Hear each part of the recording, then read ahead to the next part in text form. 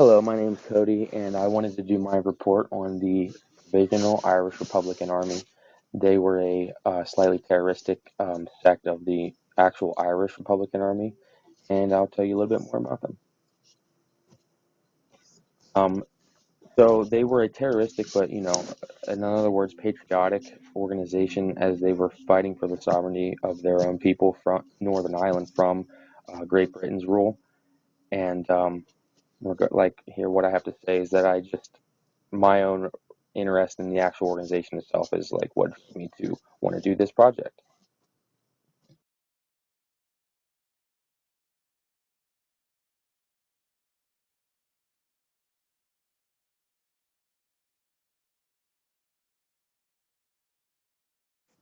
My research topic that I wanted to go with here, just for the sake of a presentation, is why do the PIRA members have relationships with some members of the movement but not others? And I think some of these the question can be answered simply in a couple ways, but other ways need further explanation.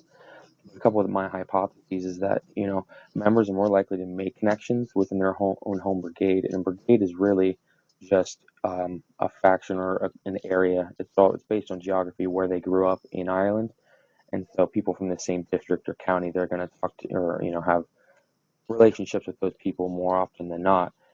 And also with the given time period, actually it's five, members are more likely to connect with one another in their particular time period. Now, this might make a little bit more sense since people of different ages, older generations of the PIRA are going to interact with each other more often than they would with others. And members who engage in violent activities connect with other non-violent members and or other violent members. This can go the same way, vice versa, for people that don't participate in those violent activities, people that are more like for storing and housing different materials that the PIRA need or transportation matters.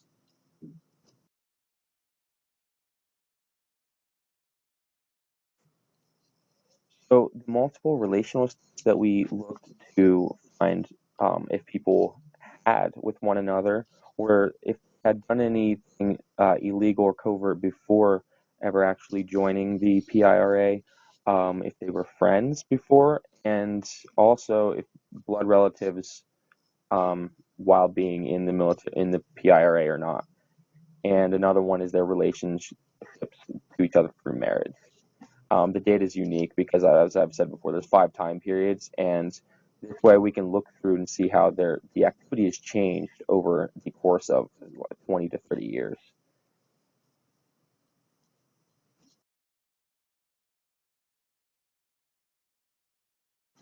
Here, as we can see in the different time periods that were given, we see that the number of ties actually goes down in period 2, but then goes way up in period 3. And this would show that there was a high amount of activity at the time, that the organization must have grown in numbers, as we see previously in period 2, that the observed density of the network was also much higher than it was in period 3, 4, and 5.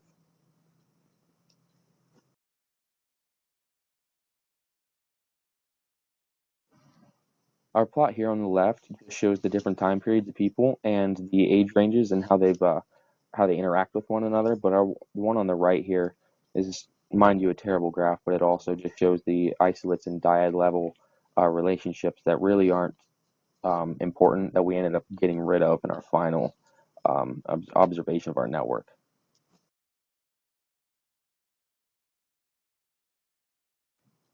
Once we looked up and found the cliques and subgroups of this network to find like an obvious topography of our network, and after we deleted all the isolates, we were able to find some interesting things. And some of those were that really were the answers to our hypotheses in the first place, and that is, do members of the same brigade interact with the same brigade? And we found that to be true because since it's a geographical attribute, people are going to be they're going to be talking to each other more often if they live in the same area or grew up in the same area.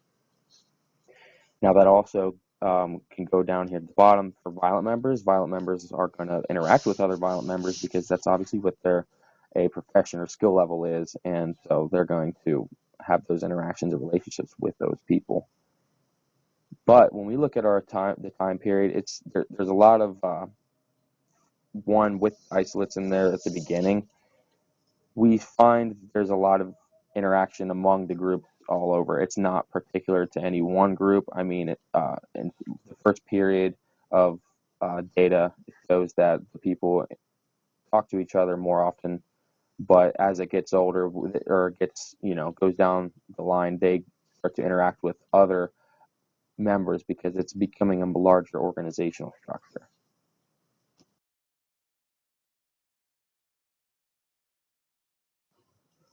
So just a couple conclusions. Basically, we found that for our question in the first place was why do some members not interact with other? Well, it's kind of simple. It just depends on certain attributes of those people. Um, and really, the big word here is homophily. That some of those groups, the people that grew up together, they're going to talk to those people. People that are violent, they're going to be talking to the same violent people. The people that share other attributes together are going to flock to those same types of attributes, and that's just, as somebody said famously, birds of a feather flock together. And here, there's a couple of sources and references. And thank you. That was my presentation on the Republican Irish Army.